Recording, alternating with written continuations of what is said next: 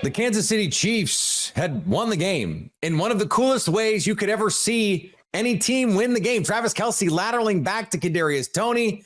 It was the go-ahead touchdown until it wasn't.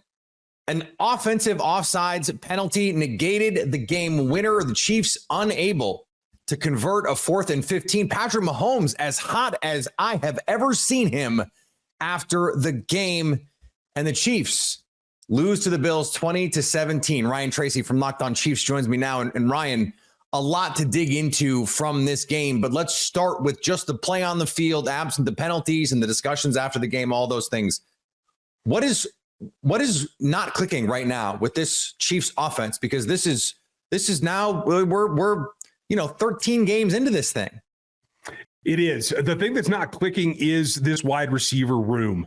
It comes down to the fact that the leading receiver in that room, the most reliable, the most dynamic, is a rookie who's still trying to figure it out. Rashee Rice just passed Tyreek Hill on Andy Reid's list of rookie receiver yardage performances. He is now in that echelon, but he's still the most reliable guy they got, and that's the problem. They're trying to figure things out with some very athletic guys like Kadarius Toney and Sky Moore that just haven't been able to click. They had to go to putting Kadarius Toney in the backfield tonight just to try to get some spark there. The offensive line, I think, is doing as well as it can be expected, knowing that you changed out 2 tackles this year. A rookie started at left tackle tonight for his first start. So the offensive line isn't the issue. Mahomes was pressing early in the year. I can't say that that's the issue tonight. This is probably his most succinct game of the season. It comes down to the fact that if you're not running the ball and you're not throwing into Travis Kelce, it's a question mark. Yeah, and this was a question mark coming into the season. And I think for a lot of people, it was like, well, look at the guys that they had last year. It's not that different in terms of the reliability, the veterans. It's Juju Smith-Schuster is the big difference. And I keep going, Juju Smith-Schuster can't mean that much to this offense. And yet I've had this conversation with your co-host, Chris Clark, and he's like, like when you have a veteran, that can go a long way. Did the Chiefs make a mistake in your estimation? Now, in retrospect, now 2020, of course, hindsight, in not doing more to find a veteran to fill in this offense? I was out front on Juju himself. I wanted him back this season specifically. But yes, other than that, you could have gone out. But with the Chris Jones holdout and everything was up in turmoil, the cap was a consideration that wasn't really going to give you any relief. There wasn't a whole lot to be done. I think the problem is unlike last season, the veterans that you mentioned outside of Juju, Rashee Rice, his role in terms of physicality and a guy after the catch, a guy can go over the middle, he actually is a replacement for Juju in a lot of those ways.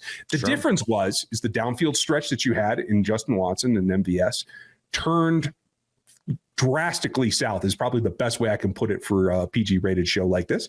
But where you had some options last season in contribution, it just isn't there this year, whether it's drops, whether it's miscues, whatever you want to call it, it just isn't there. And that's the big difference. So the penalties, we have to talk about the penalties because Andy Reid and Travis Kelce and Patrick Mahomes talked about the penalties. Andy Reid called it an embarrassment.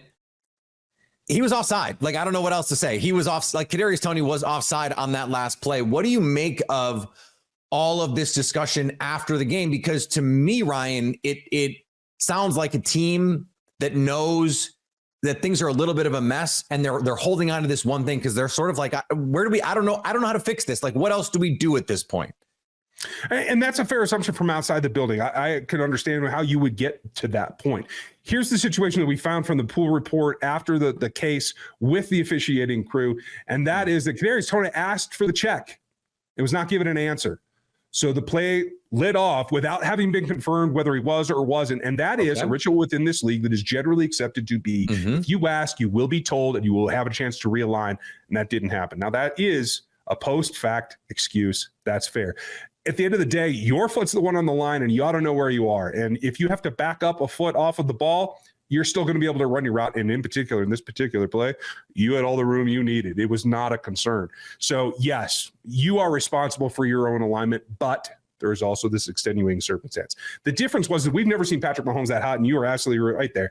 And I think rather than being something that shows this team in meltdown, the fact that it is just the complete lack of any support that Patrick's had outside of Travis Kelce this season, and a little bit of spark from Rashee Rice. To see him get that hot, I think that galvanizes the locker room rather than destroys it. I think this is something that will bounce back from as a group, and everybody takes a little bit more personal responsibility, a little bit more accountability, which has been missing with Eric Bieniemy now on the Commander's staff. I think that's what it needed, and I'm hoping that can turn him around. Yeah, and I think the one place we didn't see it directed from Andy Reid, from Patrick Mahomes, is at Kadarius Toney. Directing it at the refs means you don't have to direct it at the person who, as you said, is really ultimately responsible for getting it right. And if you want to keep Kadarius Toney engaged, that's probably the best way to handle it. Ryan, thanks for the time. Stay up to date all year on the Kansas City Chiefs by subscribing to Locked On Sports today and Locked On Chiefs on your favorite podcast app and on YouTube.